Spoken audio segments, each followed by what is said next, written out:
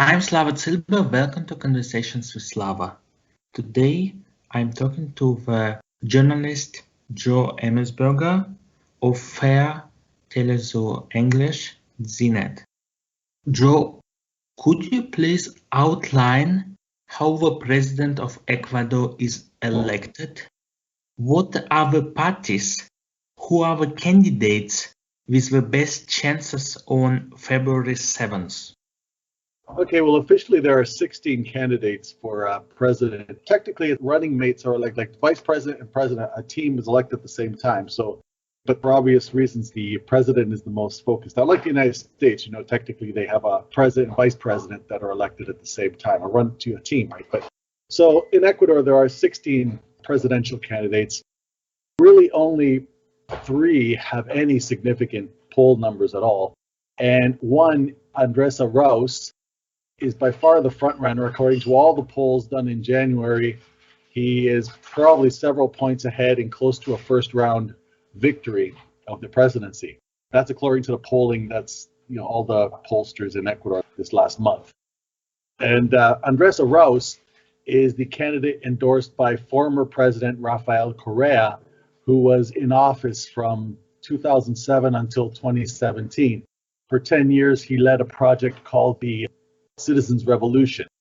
And it brought tremendous poverty reduction, infrastructure improvement to Ecuador. And that's why he was able to maintain himself in office, winning elections for very consistently for 10 years. Prior to that, Ecuador went through a period where they had several presidents in only 10 years because they kept getting overthrown. There was so much political instability. And a lot of that had to do with presidents trying to follow the so-called Washington consensus on economic policy, privatization, independent central bank, cuts to social services, etc. And that led to a tremendous disaster in the 1999-2000, a massive migration away. Millions of people fled Ecuador from that disaster. So now when the current president, Lenin Moreno, he won. This was unusual about Ecuador. This is a very...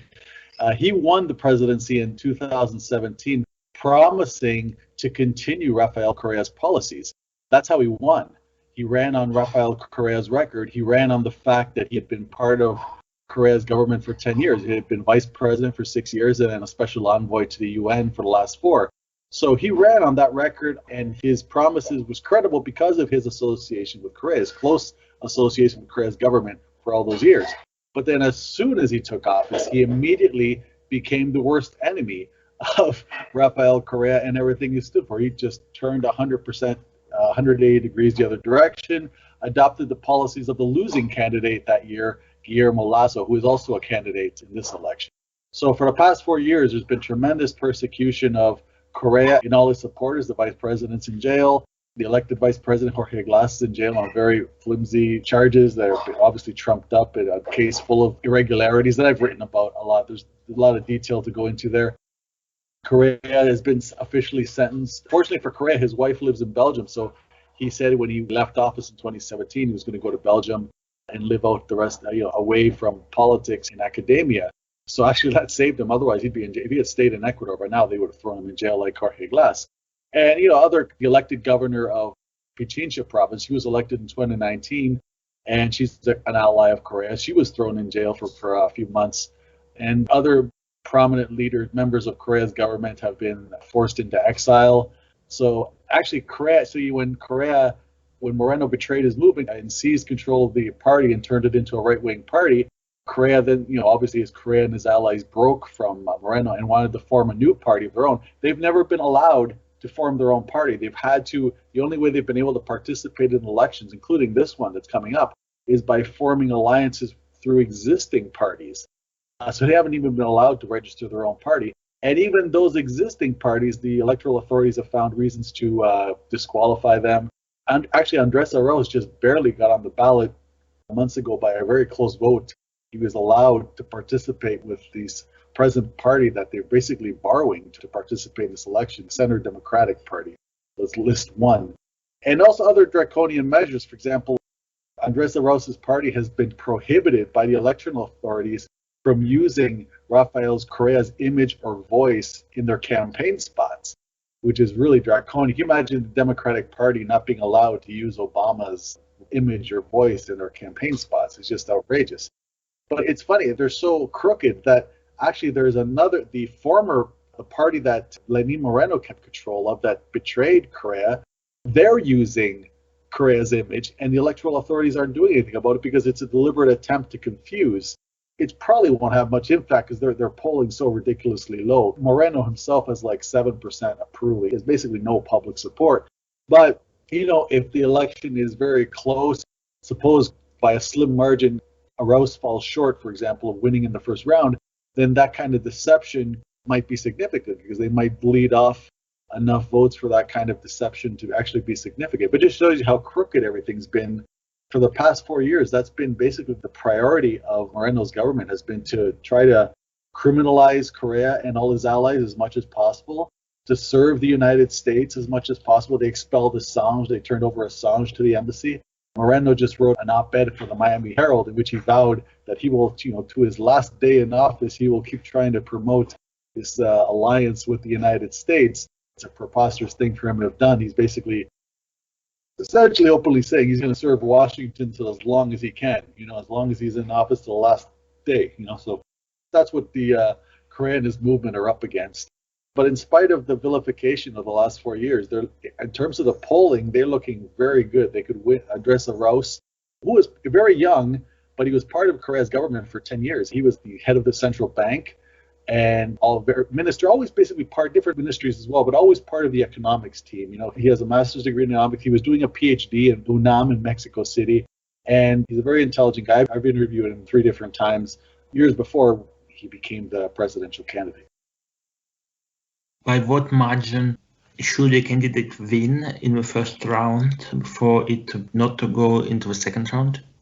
Andrés Arauz would have to win by 10 points over the second place finisher, and he would have to get at least 40% of the valid votes. So same as in Bolivia, what Evo Morales had to achieve, and he did achieve in 2019, but it was through the lies of the OAS. They lied about that election and incited a coup that led to almost a year of dictatorial rule. So it's very worrying what they could try to get away with in terms of rumors are swirling, maybe perhaps delayed elections or tamper with the count. There's, Arauz's team has all sorts of things in place where they're going to be taking pictures and uploading to their own website the results so that people can monitor what the CNE is doing in real time. But they're up against a real battle because the system they're up against is desperate. Imagine they've spent 4 years criminalizing these people ruthlessly, and it hasn't worked. Basically, they are now faced with the prospect of these guys getting back in office because they've done nothing positive for the country. Their only priority has been to serve Washington and demonize Correa's 10 years in office. So now they're in big trouble and they're desperate and they're trying all sorts of dirty tricks like I've described. Alan MacLeod, in a recent article in MintPress News, wrote about President Moreno meeting officials of the Biden administration in Washington, D.C. Is there a legal case for delaying or suspending the election, for example, due to COVID? Yeah, there's rumors swirling, like I say, and people are speculating that visit to Washington was because he went there with Almagro, too. He was with Almagro, who, of course, like I mentioned, did a bogus audit. Basically, he stole Evo Morales' electoral victory from him and cited a coup. He should have been forced out of office. He should be facing prosecution. He should not be allowed anywhere near an election ever again. But, when you serve the United States, the world's biggest gangster state, of course, you can get away with a lot. So it's very troubling that Moreno would travel to Washington and meet with these people. The speculation is he's trying to see what the boss in Washington will let him get away with. So it's very troubling, or perhaps to get protection from himself, because he should face prosecution for a lot of the stuff he's done. If you just even consider what he did to Julian Assange, stripped him of his citizenship, delivered into the hands of a prison system that tortured him basically for doing journalism that embarrassed Washington. On that basis alone, he could be facing serious legal trouble. Never mind for all the other things he's done to Correa and his supporters. It's really outrageous. There's all kinds of scandals. There were violent protests in October where security forces killed people. There was people destroyed through crooked judicial processes like Jorge Glass. And there's all sorts of repercussions are going to fall if there's any kind of semblance of justice will fall on Moreno and his associates. So you can see where he would be trying to maybe also negotiate some kind of personal exit for himself. The US State Department notes that, quote, Ecuador ended its participation in the Bolivarian Alliance for the Americas in 2018 and the Union of South American Nations in 2019. Ecuador announced its withdrawal from the Organization of Petroleum Exporting Countries in December 2019. Moreover, Ecuador is also an active observer to the Lima Group and a member of the International Contact Group on Venezuela. How would an Arauz victory affect the region? How would Ecuador's foreign policy change? Oh, it would change dramatically. And it has to, because the economic disaster of the Moreno years is tightly intertwined with its foreign policy. Because his foreign policy, like I just described in that Miami Herald article, his whole preoccupation is to serve Washington, right? That's all he wants to do. That's not just Moreno, by the way. That's the Latin American elite, the right wing, the oligarchy in Latin America. Their fixation is serve Washington. And so their foreign policy is linked to that. And so when they want Washington to be the only people who lend the money. They don't want anybody else. They want to just serve Washington. And so what does Washington do? Washington imposes a very harsh neoliberal agenda on the people it forms its economic alliances with. Andrés Arauz doesn't want anything to do with that. Correa, and just like Correa had lots of loans with China. The United States despises that. They don't want China involved in Latin America or anywhere else, but especially Latin America. They don't want other countries to have that option to go to China to get other financing with the policy strings attached that come from U.S. dominated organizations like the IMF, the World Bank, and so on. So they don't want that. So Arauz will change his foreign policy in part because he wants those options. So he's been very clear that he doesn't want to antagonize the United States, but he's been very clear he will not be recognizing Juan Guaido as Venezuela's president. He will not be participating in Venezuelan and United States-backed efforts to overthrow governments in the region. He will go to try to get favorable deals with China, with Russia. So he will adopt the foreign policy that is basically what Correa adopted, which was, look to integrate with Latin America, but in a way that's independent of the United States, so that you don't try to go to. Nobody wants to go to war with the United States or antagonize the United States, but nobody wants to be under their thumb either. And so that's what Arauz will be doing. The U.S. State Department also notes that, quote, Ecuador cancelled 17 of its bilateral investment treaties in May 2017, including its treaty with the United States. The cancellation of the US-Ecuador BIT went into effect in May 2018. The Moreno administration has expressed interest in negotiating a new BIT, as well as seeking a commercial trade agreement with the United States.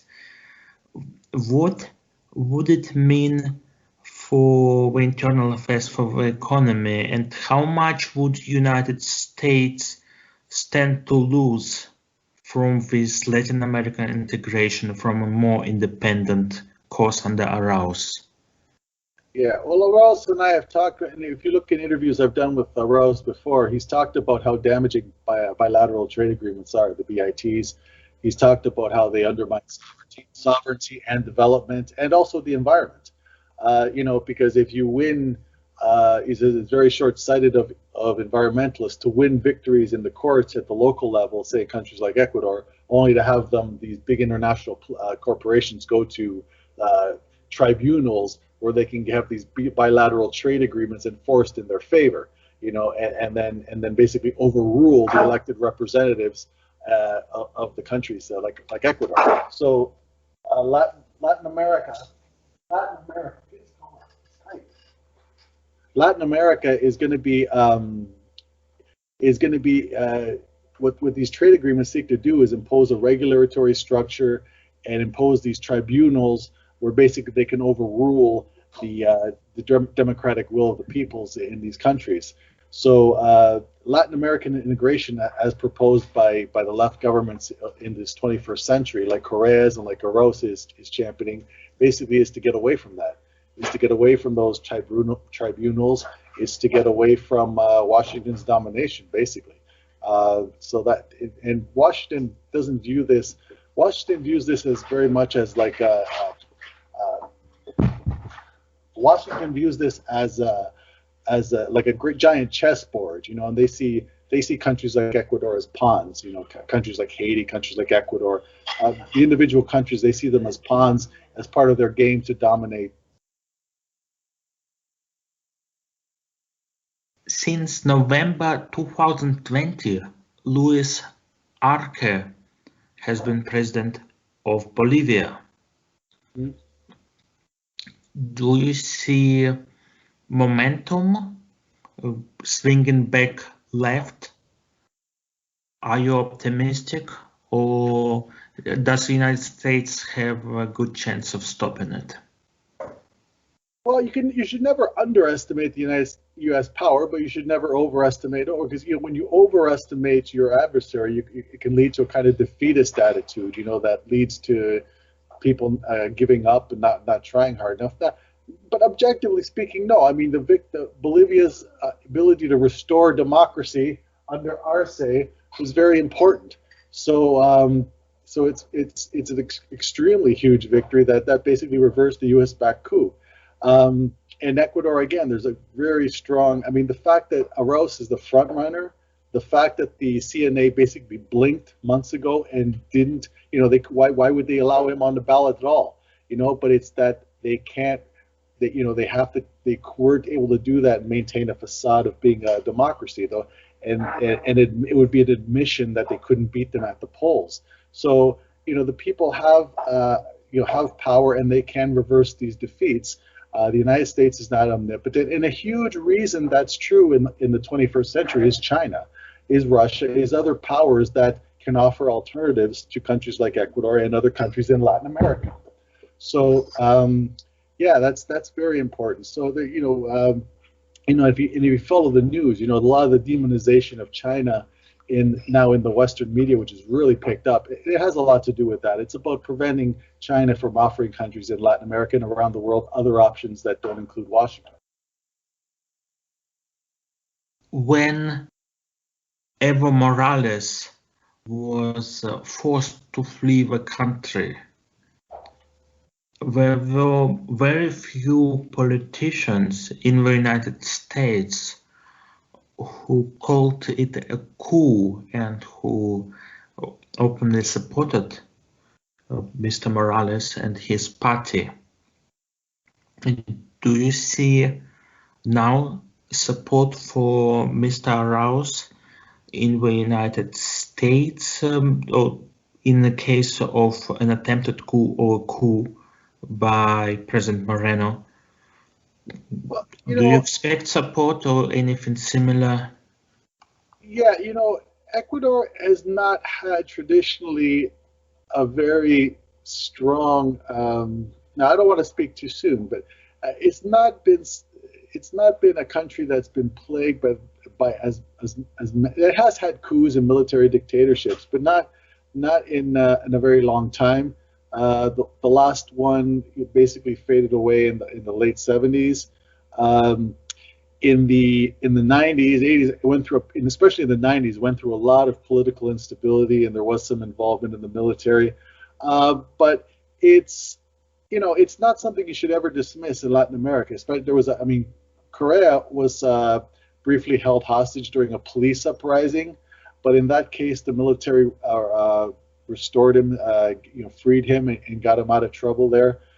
So there are definitely bad actors, but I think in Ecuador, I don't think it's that big a threat as it is maybe in other countries. but it's definitely something to consider. I think Correa and Arauz do have some support in the Democratic Party in the United States. Because Arauz worked for the DC-based Center for Economic and Policy Research, so they have some contacts, some support within the more progressive-leaning sectors of the Democratic Party. So I don't think that's so much the danger as much as I fear a little bit what Moreno might do in the last weeks, what they might do to tamper with the vote, what they might do to try to transfer resources away, like privatize the central bank or other kind of crazy things they could do to try to limit his options when he gets in office. But that's always a threat. So the 10 years of Correa's citizens' revolution, the years that Morales has been in office shows you that while there are of course threats that you can't dismiss ever, nevertheless there's also the people that have the power through their vote, through their organization, to go on a different path. Are there similar problems to those that it turned out were present in Bolivia? For example, infiltration of the military or double loyalty by the military. On the State Department Ecuador page, it says, quote, "Through the Global Defense Reform Program, the US will embed a cybersecurity advisor within Ecuador's Ministry of Defense Joint Cyber Defense Command to provide direct cybersecurity and policy advisory support.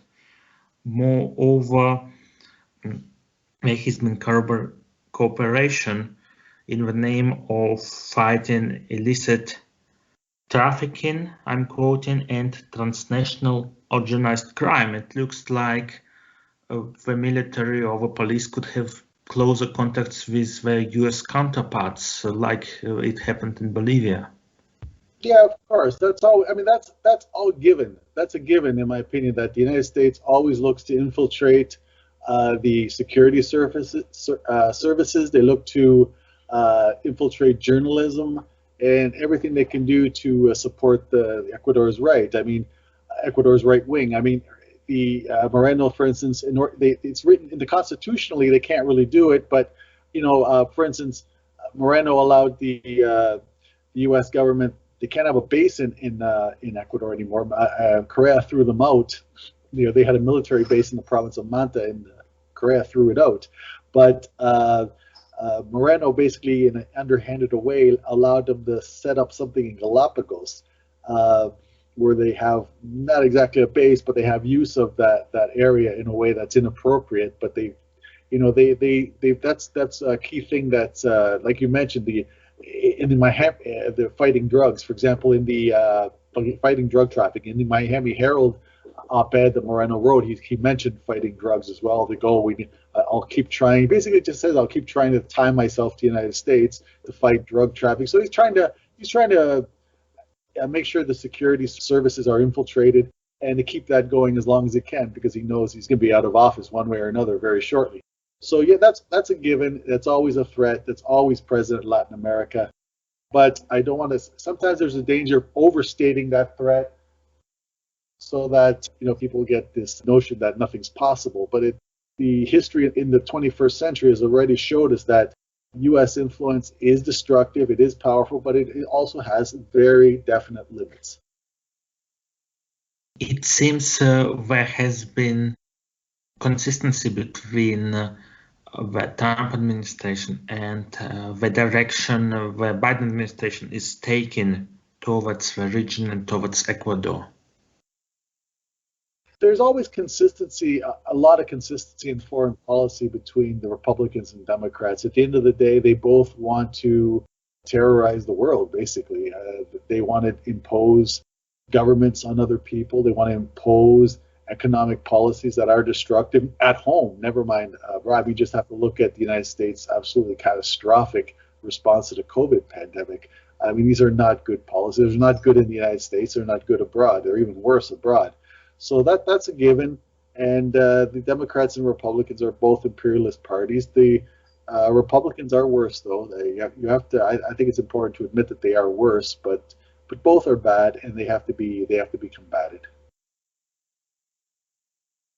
What would be the repercussions for ending the cooperation with organizations such as United States Agency for International Development, the Drug Enforcement Administration? Yeah, sorry. What would be the repercussions for Ecuador if they continued? No, if they turned back the clock and removed to the situation under Korea, if they cut the ties try to cut the ties to these organizations. Right.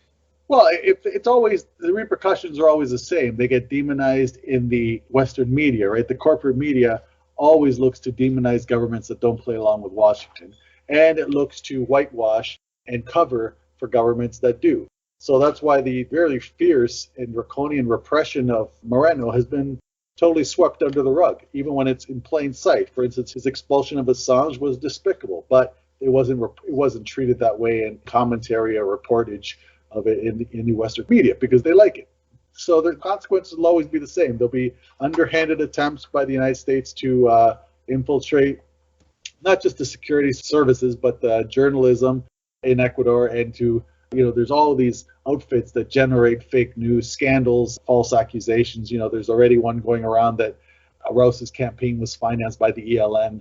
They just revive any allegation they can. And they'll accuse him, Korea was accused of cracking down on press freedom because basically the corporate media in Ecuador didn't have had an adversary, right? They didn't dominate everything. And so to them, that's cracking down on freedom of expression. Or if they have any kind of regulation and aren't allowed just to slander people whenever they want, that again is, that'll be depicted as clamping down on free expression. It's the same tactics. They repeat them all the time. But the bottom line is that if you look at countries that follow Washington's orders, that submit to Washington, what does it actually do for the population? Well, Moreno has a 7% approval rating, and he has basically no support. In spite of all the things I've mentioned that the media cover for him, the United States covers for him, the bottom line is they do damage to the people and they lose support. That's why he was hit with massive protests in October of 2019. That's why Chile was hit with massive protests. That's why Haiti was hit with massive protests. And if you look at Colombia, they have a massive human rights catastrophe that's been ongoing for decades. It's because the governments that follow U.S. orders do not deliver for the people. They deliver inequality and misery. And so even if they can prevail for a time, they can't solve huge underlying problems. And that's why the politicians like Morales, like Correa, can make a comeback, or their allies can make a comeback and return to a path of independence and attempts to build social justice. Joe, what is ELM? ELN is one of the rebel groups, or ELN, one of the rebel groups in Colombia. The FARC doesn't technically exist anymore, so and it's been incorporated into the political process, although it's plagued with assassinations now of all kinds of leaders in Colombia. People have written a lot about that. But the ELN is one of the rebel groups in Colombia that are not officially part of the so-called peace process. You said you have interviewed Arauz several times. Mm-hmm. So 3 different times. So your assessment is he's not going to switch sides the way Lenin Moreno did? No, no, I don't think so. Because if there's one positive aspect of all the tremendous persecution that Correa and his allies have been through for the last 4 years, is that the worst cowards and imposters and opportunists have basically been filtered out. Moreno was a Correa supporter when it was easy to be one. He never really got involved into detail of economic policy or anything like that. He was more like an ambassador, just a person who tried to get along with everybody. Like I said, he was Correa when it benefited him, when it suited him, when it was easy to be a Correa supporter. Whereas the people who have stuck around all these 4 years, they're the ones who are more likely to be the real deal, the real believers in Correa's project. Thank you very much for this interview, Joe. Oh, no problem. Thanks for talking to me.